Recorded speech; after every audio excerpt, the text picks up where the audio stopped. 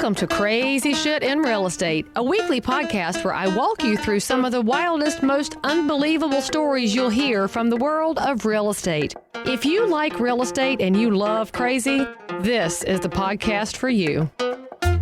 Hey friends, Leigh Brown here, and welcome back to Crazy Shit in Real Estate. Today's guest is ridiculously insightful when it comes to video, social media, and her perspective as a buyer herself in real estate. So if you're a real estate or mortgage professional, you need to be ready to take notes.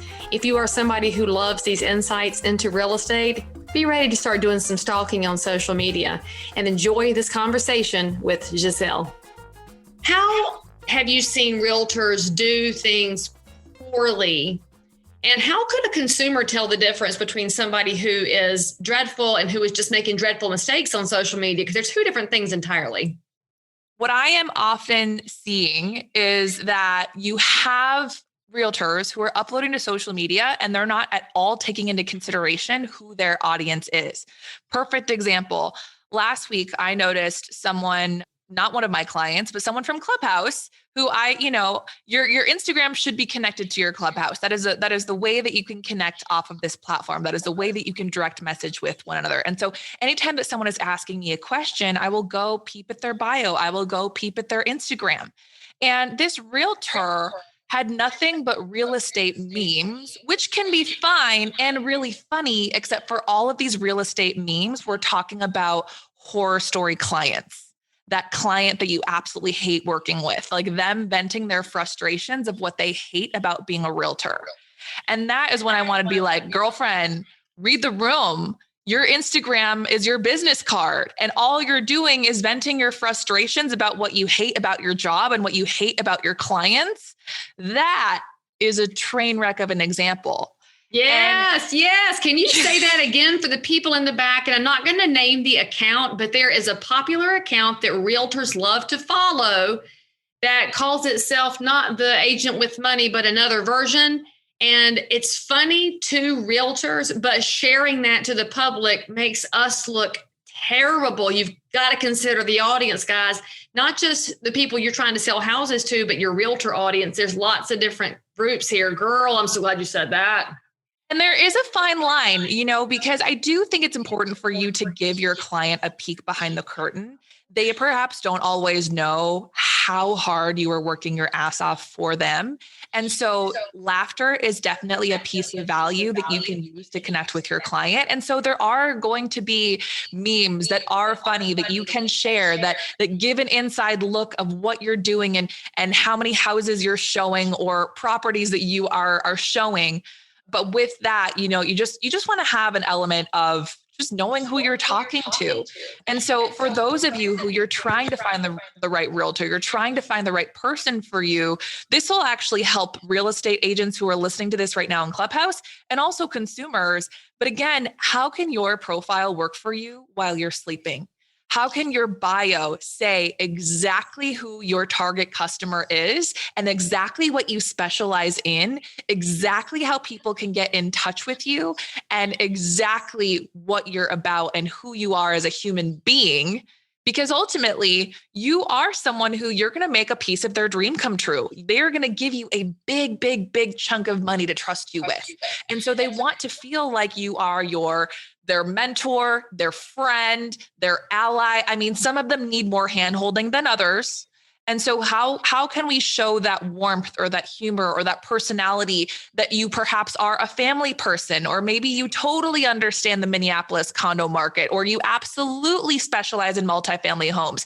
You are the guaranteed seller, whatever that is, the city you are in 1000%. But then also when we're looking at your profile, I should be able to see in 2 to 3 swipes, that first 6 to 9 pictures, videos, whatever profile it is, who you are, what you're about, what your specialty is. So when you think about who your ideal client is, what are the 5 to 10 questions that they are asking you the most? What are the 5 to 10 questions that they are too afraid to ask out loud? how can you let them know that you are the right person for them before they even text you, send you an email, pick up the phone? Because honestly, most of the time they have made their decision before they even do any of those things. And that then is your client to lose if you turn out to be something different than what you have perceived yourself to be in your profile. So when we're thinking about what we want to be showing in that top grid, is it a property that you have? Is it maybe the family that you have? Is it, your favorite place to visit or dine? Is it a question that you're asking? Getting yourself on video so that we can see a less filtered version of you, hear your voice, see your eyes. Oh my goodness, the amount of profiles that I have gone to where all you have are your listings. It's just house after house after house, sold sign after sold sign, dollar sign after dollar sign. Like, no, boo-boo. That's great. And you should absolutely share your listings. And that's wonderful. But ultimately, and we hear this so much, it is a cliche, people buy from people. So we want to get to know who you are. We want to know why you are the person you're going to make me feel the most comfortable in my buying decision. So understand that you might think that you can hide from social media and that people can only see what you're putting out. But if you're not putting out more of yourself, and if there are question marks still, then that is an opportunity for you to lose. And I want to circle back there really quickly because there's personal and there's private. You don't need to put all of your mom, and your business and your kids and everything. You don't need to do that by any means. You get to choose. It is your prerogative to choose what is personal, what is private, but you need to show some of that personal. And so I like to use the example of back before social distancing, you could take your client around in your car. What's some of the small talk that you were chatting about? What were you shooting the shit about? Are you talking about your kids? Are you talking about drinks? Are you talking about sports? Like, what are some of those things that you would openly discuss or not? And that's how you can determine what it is that you're wanting to share on your profile. Okay, so Giselle is not a YouTube strategist for a minute hat on, but Giselle lives in Minneapolis, Minnesota, and is a condo dweller. When you selected your realtor, what were you looking for in their outside marketing, in their branding? Were you looking for the number of houses that they sold? Does that matter to you as a buyer? Were you looking for somebody who was connected to you? Were you looking for expertise? I'm curious from your consumer hat, which I know is almost impossible to separate when you've spent over a decade as being a specialist in your field. So curious, because I don't think we as realtors look often enough at what our consumers are using as criteria to select us, because we think everything's about us. I mean, we put our tiara on and go about our day. Let me tell you. So I just bought my dream condo last year in Minneapolis. So you were spot on. But before I even tell you what I was looking for, because again, we get caught up in that me, I want to tell you where I was at as a consumer, just to serve as a reminder and what we're not seeing enough of with real estate. I am a millennial. I'm a single female. I was actually going through this weird internal conflict where I was like, should I even be buying property by myself? I was actually grieving a dream while I was also making one come true, because my mind was always, I'm going to do this with a partner. I'm going to do this with, my life partner. They're going to carry me over the threshold. And this is going to be the beginning of our life together. And all of a sudden, even though I'm so empowered and proud of the fact that here I am buying this beautiful piece of property by myself, I'm also like, that's kind of sad. Like, should I be sad? Like, should I be sad though? Like, is this lonely? Like, is this weird that I'm popping the champagne bottle by myself? Like, it was very strange for me. And then I have all these questions going through my head where I'm like, how much house can I afford? How much house can I afford? And also, can I write this off because now I'm working from home? Granted, I was pretty much working from home forever. Do I want to put a little down or a lot down? When do I want to get a fixer upper, or do I want something turnkey? I really don't know. As far as HOA goes, like what's with that? Like parking spaces, how does that work? Just all of these different things. But I do think that it's always so important that we think about emotionally the ethos part of it, not just affordability, but emotionally, where is this person at in their lives? Are they making room for children? Are they making room for pets? Is this something that they're doing by themselves? Are they a first generation home buyer? Do they have someone who's helping them out, or are they doing everything by themselves? You know, do they have a good perception of the real estate industry or not? Because there are some people who maybe they have been burned in the past and they think that realtors are just a bunch of greasy car salesmen. Are you guys listening to all this? Because I'm going to tell you something. If you're not writing notes as furiously quickly as you can right now, you have no business ever coming back to me or Giselle in Clubhouse saying, what do I make a video about? What do I talk about in my marketing? Because she just gave you enough content starters for like 2 quarters of material. And so this is why you want to go back and listen to this episode again. But think about every question she asked herself and ask yourself if you as a realtor are answering that in your media before you meet the consumer. Because if you're answering it in advance, you're opening the door for somebody to come in. And by the way, I bought my first house as a single female. So high fives and shout outs to all the single female buyers who said, I'm going to get this done and we'll see what life throws at me next. I'm not going to lie. My mama hen heart kind of melted a little bit when you said that you were grieving that, because we all do grow up with these images in our heads of what life is going to look like. But that doesn't mean we can't grow up and let those images of life expand and have a different set of crayons tossed in. So I love you. And I love that you brought that up, because I would love it more if more professionals would slow their roll enough to find out those answers. And then we wouldn't be perceived the way that we are. So I'll let you go on now, but I had to stop you on that because holy smokes, that's such good feedback, friend. And you know what? I don't think I've ever seen a realtor do this before. And I'm not saying it's never been done before, but clearly it's not done enough. And that is that I don't think I've ever seen a realtor talk about boundaries or their relationship with their clients. And by that, I mean, going into this situation, like, am I being annoying if I'm texting them, asking if I want to go see a house or 3 or 4? Is there a limit for how many showings we should be going to? You know, is it normal that you only go to 3? Is it normal that you go to 30?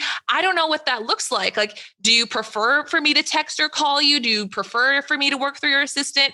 You know, part of the frustrations that realtors have with their clients sometimes are because you yourself have not made apparent what it is that you're willing to do and the type of relationship that you like to have with your clients. And so even establishing what that looks like, you know, answering some of those questions about on average, how many houses you visit with a client, or is it normal for fill in the blank?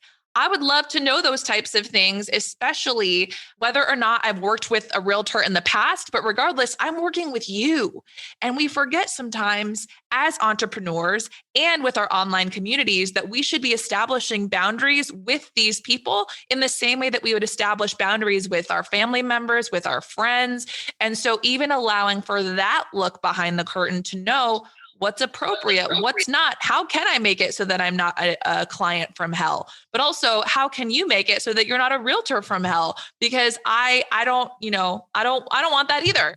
Okay, so this goes back to what we were discussing about the inappropriate items that get shared online. If you're sharing memes about how crappy your clients are, but you never set the expectations down, how are they supposed to know that they've driven you crazy? You're making a great point. This is the conversation I have with my clients at the beginning in our consultation, but I've never made a video about here's how many houses you should expect to see. Here's how open houses work. So I think I'm going to have to go create a different set of content because that's brilliant perspective. And guys, this is why we often need to get perspective from outside of the silo of real estate. So if you're looking for a strategist, hire somebody who helps realtors, but isn't in the middle of it, because she's going to see this with a different perspective. And that's critical, especially considering that you looked at all these teenagers and younger than teenagers making money on YouTube, because that's a different space in which they're operating. It's different. So you're viewing that from a millennial, which you're old next to the YouTubers, young compared to the rest of us. But I'm just going to point out something. I'm pretty sure you're watching makeup videos because your makeup is perfect. And I'm a little disgusted by that. I'll just be honest. But that's also what YouTube is for, friends. Good makeup advice. All right. So in the process of buying your condo, did you see or experience anything that was completely unexpected and you had to either educate yourself through it, talk to your realtor through it, or just gird your loins and power through it? I luckily had a realtor who I loved so much and has been a family friend for a long time. He helped my brother buy and sell his first homes. And this is the interesting thing that happened, though, was we looked at about 3 or 4 properties together. I went to one with his assistant, and he was always so wonderful. And we had a little bit of a different relationship because we're friends too. But what ended up happening was I had a very close friend who was not planning on selling his condo and all of a sudden knew that I was looking. And so here we are, we're 2 mutual friends. His listing isn't even on the market yet. And we decided to go ahead and make a deal, 2 friends. So in that situation, I had to have the seemingly uncomfortable conversation with both my friend and my realtor saying, hey, so I actually am going to end up buying a place that we did not see, and there's no realtor involved here. And what was so beautiful from that moment is he was like, listen, I love it. And as it turns out, he knew my friend as well. He said, I love both of you. I'm more than happy to help you draw up the contracts. You know, you don't have to give me a commission. You don't have to pay for anything. I'm just so happy that you found the place that you love so much. And so both of us were able to do the right thing that would be the right thing for the transaction and also for our relationship. And sometimes that means you're not getting the sale, but ultimately, I mean, I'm going to recommend him forever. Jay Ettinger, Edina Realty, by the way. Oh, see, we love the people at Edina Realty because, you know, the past president of the National Association, John Schmaby, is he's a managing broker at Edina Realty, and his amazing bride, Linda, is a realtor there as well. I love them. So your company has their company has a great reputation. But let's just point out the key to the whole scenario here. It was communication. You didn't sneak off away from your realtor and ghost him and go buy the property and cut him completely out. You figured out a way to keep him involved, even though he wasn't going to be compensated in the same way, I would assume. And he graciously figured out that this was the best thing for you and for the off-market property, which is a lesson every real estate professional needs to learn, is that you're going to be confronted with different kinds of scenarios where you'll be doing different levels of expertise. And it's okay to have those conversations, because ultimately, I think this is the mark of a true professional, right? That he didn't get ugly with you. He didn't go on social media and type in all caps with big exclamation points about how awful you are. He figured it out. And look at your open and willing mindset of recommending him. It's not just that referral mindset. And I fuss about this with realtors too. They're always thinking about, how do I make the next deal? But you, on your consumer hat, are willingly recommending him because of the kind of professional he is, because of what he brings to the marketplace. And all of this happened in an unconventional scenario. And I'm sure that there are people listening to us right now whose stomachs are hurting a little bit because they've probably not been as helpful as they could have been in an unconventional scenario, because you get back into that scarcity mindset. So obviously he has that abundance that really changes how everything looks. So before I let you off the podcast, you know I'm going to ask you for some best and worst things you've ever seen. I want to know, you said you've seen some boring profiles full of houses. Have you seen anything that made your jaw drop and you screenshotted it because it was so bad and you're thinking, I'm going to share this in my next YouTube explainer video, but you know, because you're sweet and you put the little emoji on their face and scratch their name out, but then we can all laugh at their horribleness. I'd love to know what you've seen. And by the way, if you're a normal person out there who buys and sells real estate, it's pretty darn entertaining to go look at realtors on social media, whether you're buying or selling, because it's almost a game to see who can do the most outlandish thing. But then you compare that against the ones who are creative and they are creating really great content for their community and for their business. And you can watch people stretch, but then you see outlandish and there's a little bit of a difference. So definitely be who you are. But Giselle, what have you seen? You know, there was the example that I gave earlier when it came to someone who was doing the memes and trashing their clients and just, it could not have been worse. But I also want to talk about some of the subtleties where maybe you don't even realize you're doing a bad job, because I think that will be the most helpful. Maybe you are a new realtor, or maybe you haven't quite stepped into being a full-time realtor, or you hate showing yourself on camera, whether it's photos or even videos. And so one of the things that I have seen is I'll go to a profile. I can't even tell that they're a realtor other than maybe the mention that's inside of their bio. I can't even see it, or I don't even know who they are or what they look like, because maybe their profile picture is a house, or maybe they think they're doing the right thing because they're showing pictures of their family, yet I don't even know which one is you. I don't even know who I'm talking to. I've sometimes seen husband and wife teams where it's meant to be their personal profile, but I'm like, I don't know whose profile this is. Like, I don't, is this your team profile? Say how crazy that drives me, because I don't know which one is the realtor until they answer something, then they put their name in parentheses. And I guess that's meant to be cute. But first of all, I would never share a profile with anybody but me. But if you're a married couple, pick a name, please, on behalf of the world. Tell us which one you are. I had to add that in. Yeah. And it's one thing if it's your team page, then of course it makes sense to have both of you. But if you're going to have a personal page, then, there should be one for each of you so that we know who each of you are and the role that you play within the business. The other thing that I see so wrong is where I feel like your profile is just one giant flyer. Like it is nothing but templated or screenshotted right from, the MLS or from your own website. And I'm like, what is this?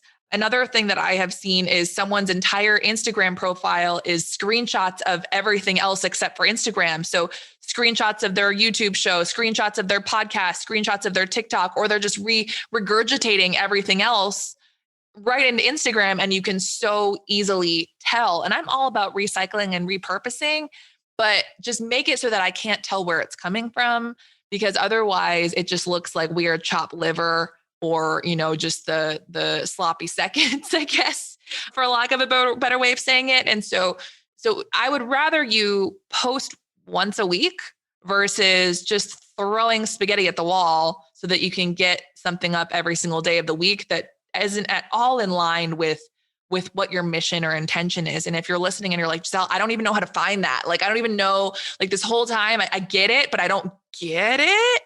Then slide into my DMs. My DMs are always open, and I would love to help you however I can, whether it is through complimentary resources, because I know what it's like when you can't afford the help. I get it. I understand. Or if you're really ready to take things to the next level and you're ready to invest in you and your business, because this is the way of the future, y'all. Like this is not going anywhere. And if you want to continue to say that social media is this vain, vapid, shallow place, then you're doing it wrong. And you're seriously missing out on creating an even deeper personal relationship with your client in these times of social distancing. So I'll just add in, because I'm your mama hen, if you don't say that you're a realtor in your profile, you're probably in violation of your real estate commission guidelines, because if you're using that for advertising and the consumer can't readily see your brokerage affiliation, or let's say you're in California and your license number needs to be and stuff, y'all, you've got to be compliant, because you really don't want your license pulled over Instagram. That might be a little horrifyingly embarrassing, but get compliant. The only thing I'll add in, some of y'all are probably sitting there thinking, well, if I've got to do more, but it's got to look good, what do I do? I'm just going to say that my viewpoint on your stuff is, even if the videos aren't perfect when you start them and you got to make some crappy ones to get going, y'all, go ahead. You're not going to be perfect like Giselle off the bat. It's taken me 12 years to figure out how to do video effectively, and that's a long time. So we can give you some tips and tricks to cut the learning curve, but done is better than perfect. Just think about what you're doing and how it can help you grow, because the way that you grow. Girl, say it again. Say it again. The done is better than perfect thing. Like, I have had clients who they have full on production teams who are helping them, and they're editing and they're uploading all of this video. And I am just putting my face, the face palm thing where I'm like, I don't know what you're talking about. I don't know who you're talking to. I don't know what your mission is here. And I would much rather see you taking your camera yourself in your own hands, your phone, not your camera, the camera that is on your phone, in the device that you are currently holding right now. I have seen significantly better, more connected videos from people who just pull out their phone during a showing, or maybe it's between showings where you have a little bit of free time and you're connecting with the person who you know exactly who they're talking to, and those videos be more effective than people who pay tens of thousands of dollars for a team to do it for them.